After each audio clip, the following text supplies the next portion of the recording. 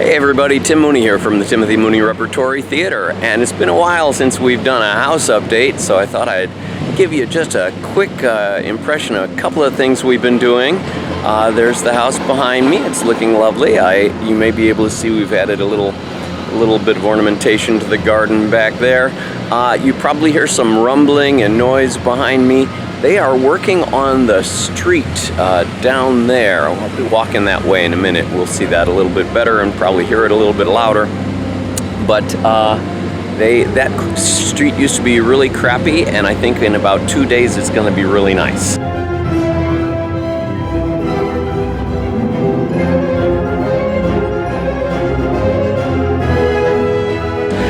They fixed up the sidewalks and stuff. We'll walk by there.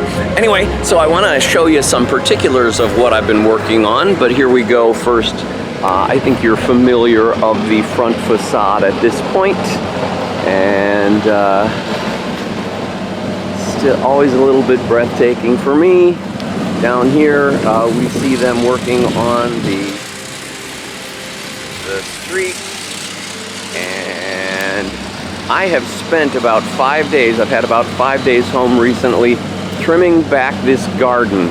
You see a bunch of trees in there. There were these enormous sticker bushes that were climbing as high as 6 feet tall, and they are now trimmed back down, most of them less than a foot at this point. And once again, there's the street work going on. And there's that garden getting lower. You can kind of see back there where the, I'll zoom a little bit here, how tall those bushes used to be. In fact, just this morning I took out a row of bushes that were right in front of that row of bushes, so I'll get to work on the ones in back there maybe tomorrow.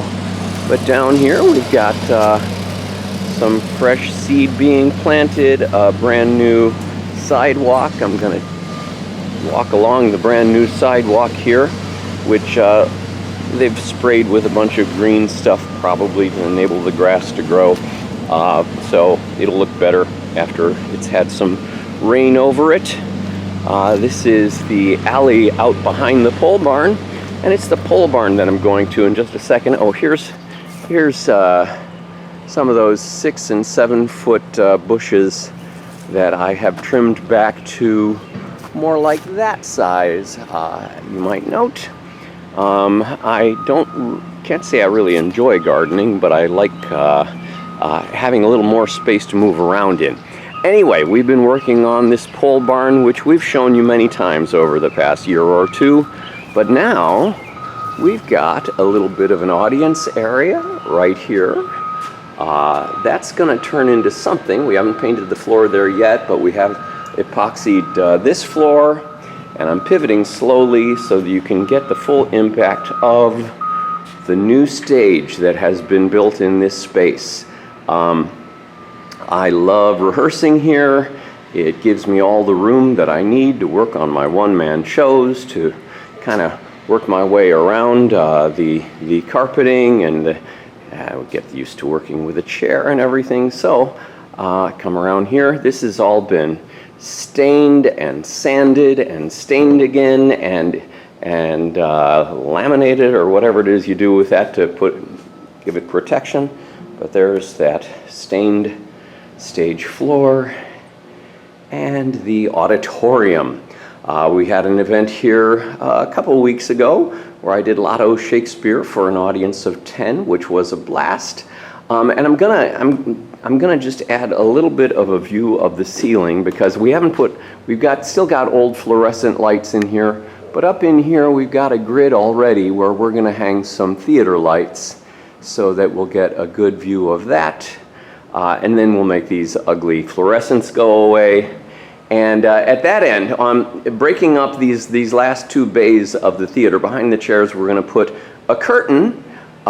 It'll be a kind of a jade-colored curtain to balance off this one, which is a black curtain as a backdrop. So I invested in a black curtain behind me. We'll seal this space off with a green curtain on that side, and it'll be a nice intimate space where I won't have to project a lot. Anyway, I'm gonna set this on a tripod in a moment and run a little scene for you as a preview for Breakneck Twelfth Night. In Shakespeare's time, Christmas was celebrated over the course of 12 days. It's where we get the song, The 12 Days of Christmas. That 12th day, January 6th, commemorated the anticipated arrival of the three wise men and the gift of the Magi. And so, of course, Shakespeare wrote Twelfth Night in the spirit of absolutely nothing that has anything to do with Christmas. In point of fact, Twelfth Night was the biggest, brightest, best night to throw parties, assumedly in advance of everybody dragging themselves back to school or work the next day.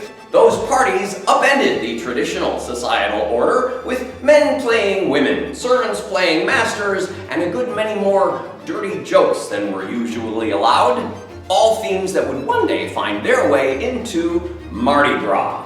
This play was probably written to be performed at one of those parties. But Twelfth Night was also the Feast of the Epiphany. An epiphany literally being the manifestation of a divine or supernatural being, but more often describing a sudden flash of insight or inspiration.